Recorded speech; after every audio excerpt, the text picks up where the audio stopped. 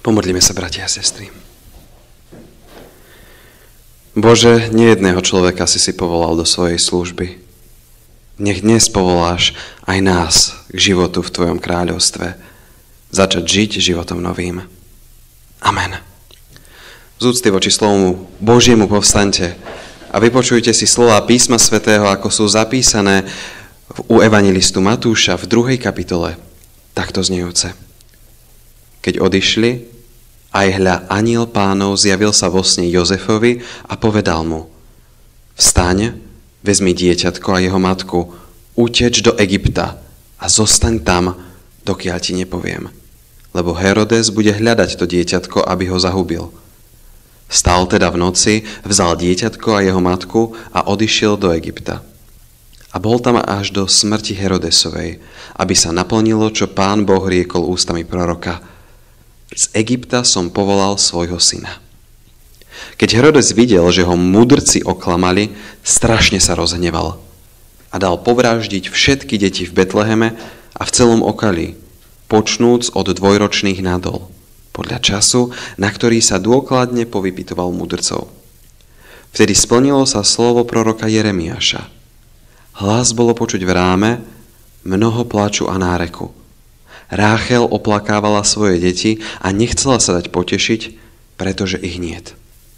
Ale keď Herodes umrel, aj hľa anjel Pánov zjavil sa vo sne Jozefovi v Egypte a povedal: Vstaň, vezmi dieťatko a jeho matku a choď do Izraela, lebo pomreli už tí, ktorí číhali na život dieťatka.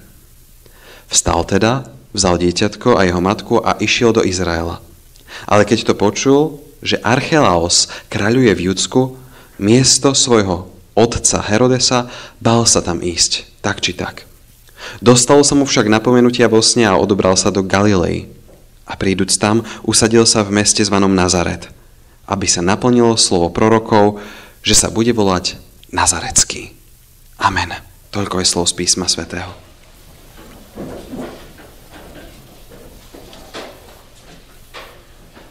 Dneska ste, bratia a sestry, počuli naozaj veľa slov z Božieho slova. By som tak povedal, že ste si to odstáli. U nás to nie je tak často zvykom, pretože v katolíckej cirkvi sa práve stojí vtedy, keď my sedíme, aj to trošku tak naopak. Ale naozaj som veľmi rád, že ste tu aj teraz v tejto chvíli. Milé sestry, bratia, naša Božia rodina. A ja sa vás tak chcem spýtať, ako sa máte? To som ešte nestihol, ako sme tu všetko chystali. Aký je váš život? Aké máte sviatky? O mnohých z vás totiž to viem, že ste ten život naozaj nemali úplne najľahší a že ste v nich prežili naozaj aj ťažké chvíle. Možno práve teraz prežívate. No práve na týchto biblických textoch si môžeme uvedomiť, že nasledovníci Ježiša Krista to nemali nikdy ľahké. A ten Pán Ježiš, ktorý tam kľačí pred krížom, to nemal vôbec ľahké tiež. A nemal to ľahké už od začiatku svojho života.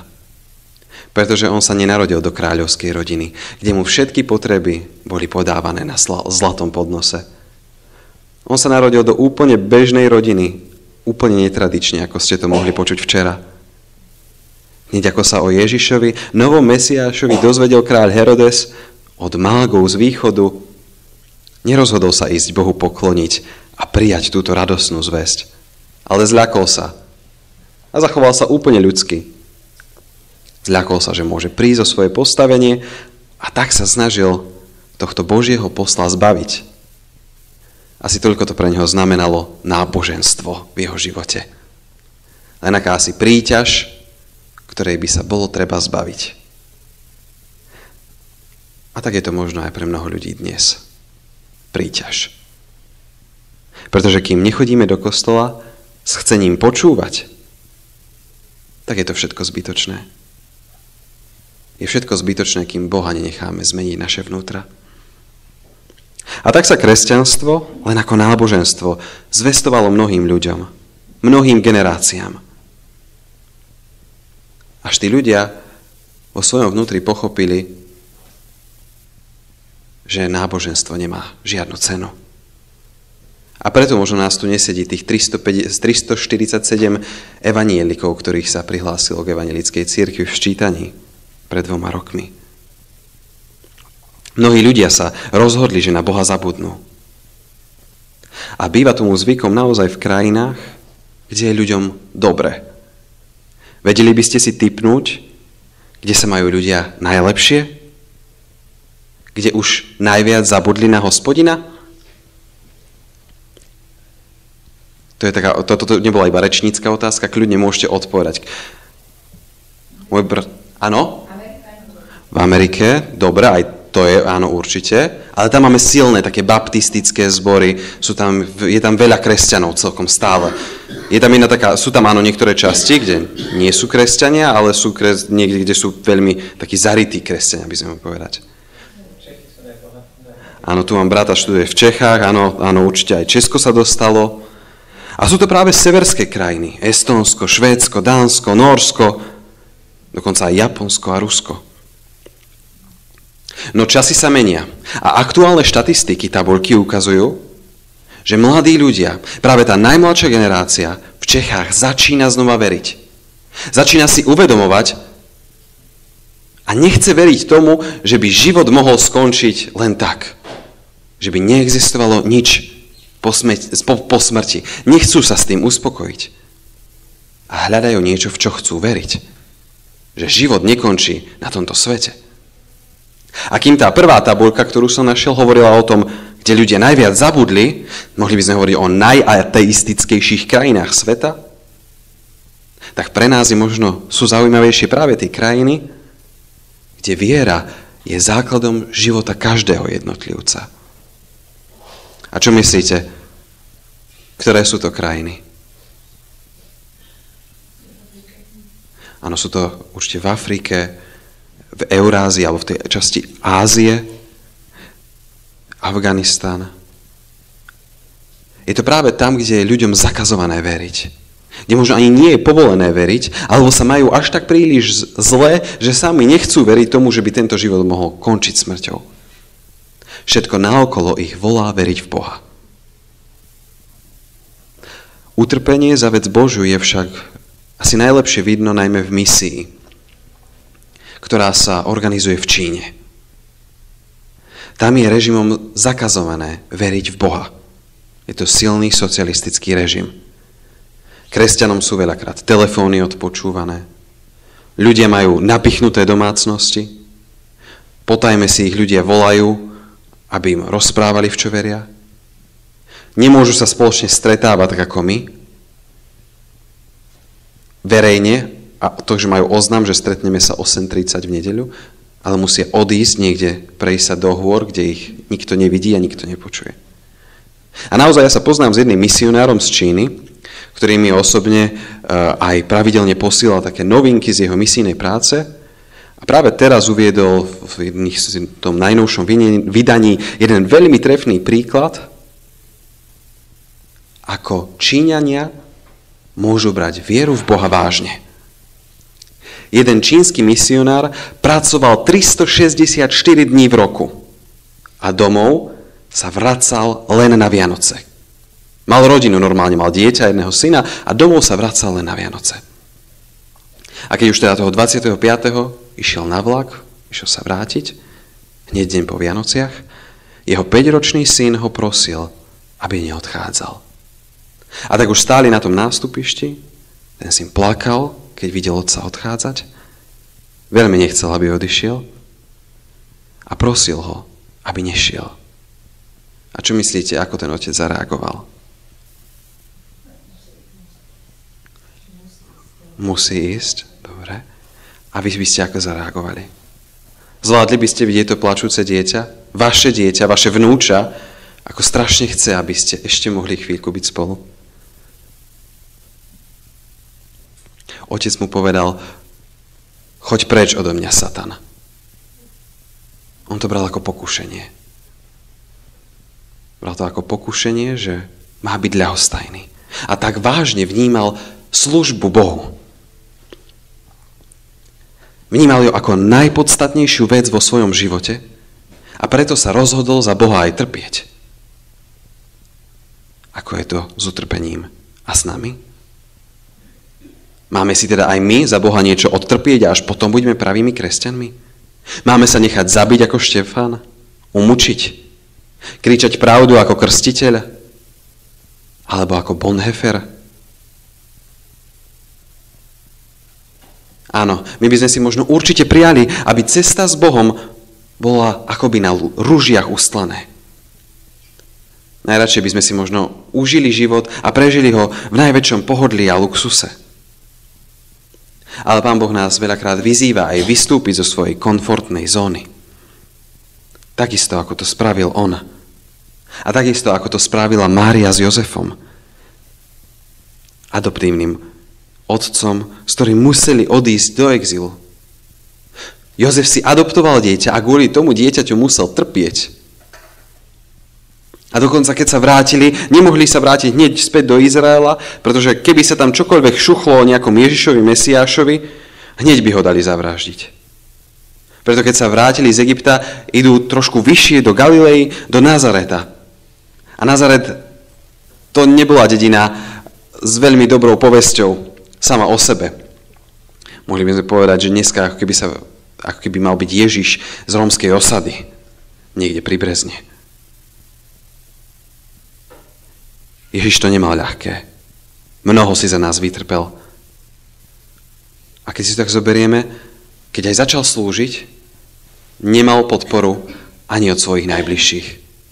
Keď začal kázať a ľudia si začali hovoriť, čo tento hovorí, tak jeho mama s Ježišovými bratmi a sestrami prišli za ním a prosili ho, Ježiš, vráť sa k nám domov, nerob si toto, veď ľudia si z teba robia srandu. A ako sa zachovali aj jeho učeníci? Apoštol Peter ho zaprel 3-krát, Judáš ho zradil. Nikto pri ňom neostal, ani v poslednom čase. Ježiš nezažil pochopení od nás. A aj tak si to za nás vytrpel, aby sme my boli zachránení. Aby sme my vždy mohli vedieť, že keď sa voči Pánu Bohu prehrešíme, on nám bude chcieť odpustiť. A doteraz je naozaj veľakrát z nás sklamaný. Keď nerobíme to, čo od nás chce, ale ideme si vlastnými cestami, sebeckými a nie láskavými. A konáme veľakrát to, čo je pre nás lepšie, pre nás pohodlnejšie. Keď napríklad sme až príliš láskaví a nedokážeme potrestať naše dieťa. Alebo sme až príliš trestajúci a nedokážeme sa zmilovať nad dieťaťom. No my vieme, že my sa nazývame jeho deťmi, lebo sa nazývame bratmi a sestrami. A veríme, že aj keď sídli v nebesiach, svoje vysunuté pracovisko má pri každom jednom z nás. My sa nazývame kresťanmi a evanielikmi, veriacimi v Ježiša Krista. Ale zabúdame, že je to aj o dôvere v jeho prikázania. A nič z tohto príbehu by sa nestalo, ak by Jozef nebol poslušný a nepostaral sa o svojho nového adoptívneho syna. Nič z toho by nebolo, ak by Mojžiš neprijal Božie povolania a nevyviedol by ľud z egyptského otroctva. Až naša poslušnosť voči Bohu dokáže ozajstne meniť srdcia, bratia a sestry. Až poslušnosť celému zákonu, tak ako sme ho čítali a vyznávali na začiatku služieb Božích. Tak preto sa dnes, bratia a sestry, radujme. Či už z našeho zdravia, z našich chorôb, šťastia i nešťastia. Pretože každá skúška má len osvedčiť to, či sa v každej chvíli spoliehame na Boha a nie na seba. A v minulosti brat Novotný, ten misionár z Číny, spomínal ešte jeden príbeh čínskeho pracovníka s deťmi a aktívneho člena v zbore. Spolubrat z Číny, nazvime ho Chang, dostal povýšenie v práci, z ktorého sa veľmi tešil. Táto pozícia však u neho požadovala ako si o trošku viac úsilia, viac práce a bola hlavne trošku viac psychicky aj fyzicky namáhavejšia, aj taká trošku vyčerpávajúcejšia a stresujúcejšia. Chang tak okrem návštevy spolubratov a práce pre Boha, začal hrávať golf, aby si oddychol a stretávať sa s ostatnými podnikateľmi. A tak si povedal, že medzi svojich spolubratov a sestry začne chodiť len raz za 2 týždne. Potom, čo ho začali pozývať na spoločenské večierky, lebo sa dostal vyššie v spoločenskom rebríčku a niečo si po tých večeroch aj vypil, vládal vstávať na služby Božie alebo na bohoslúžby už len raz do mesiaca. A časom, ako mu to bolo príjemné a mal všetko, strácal možnosť chodiť medzi kresťanov už úplne. Nemal čas. Stáva sa to aj vám, bratia a sestry, že nemáte čas? Že nemáte čas ísť do kostola? Na biblickú hodinu? Mimo zborové podujatia? Lebo nemáte čas a máte veľa povinností? Čo myslíte, ako dopadol Changov príbeh? On si naozaj uvedomil, čo je podstatné v jeho živote. A radšej sa rozhodol odísť z tej novej úžasnej práce, ako by mal zanevrieť na vzťah s Bohom. Rozhodol sa tak, aj keby mal byť za vieru prenasledovaný a trestaný. Boh a Pán Ježiš boli pre neho však najdôležitejšími. Boli na vrchole pyramídy hodnôt. A tak sa vrátil späť. Akokoľvek zle to s ním vyzeralo, dokázal sa vrátiť späť. A tak, bratia a sestry, by sme mali vedieť a chcieť príjmať medzi seba všetkých tých, čo doteraz nechodili, nechceli trpieť za Krista, nechceli žiť s Kristom a užívať si tých mnoho výhod, byť Božími deťmi. No my ich teraz máme chcieť prijať s otvorenou náručou a darovať im všetko, čo vieme. Slúžiť im našimi darmi, ktoré sme od Boha dostali.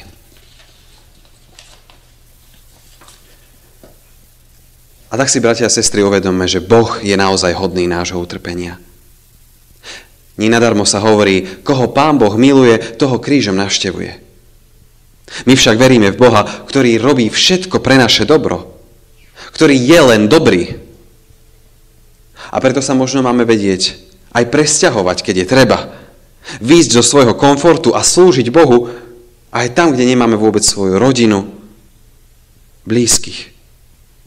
Ale ten, ktorý bude hľadať najprv kráľovstvo Božie, tak my môžeme veriť, ako je nám zasľúbené, že všetko ostatné, čo máme radi, čo budeme potrebovať, nám bude pridané. Pretože Boh sľubuje, že o čokoľvek by sme ho prosili v jeho mene, tak to nám dá. Už viac nepôjde potom o to, ako sa nám žije na tomto svete, ale či dokážeme hľadieť na svojich spolubratov a vidieť ich hodnejších ako seba samých. Či dokážeme hľadieť na budúce kráľovstvo, na nebesá, kde videl aj Štefan vidieť syna človeka, Pána Ježiša Krista. Či sa dokážeme tešiť na čas, ktorý bude potom a tam. Amen.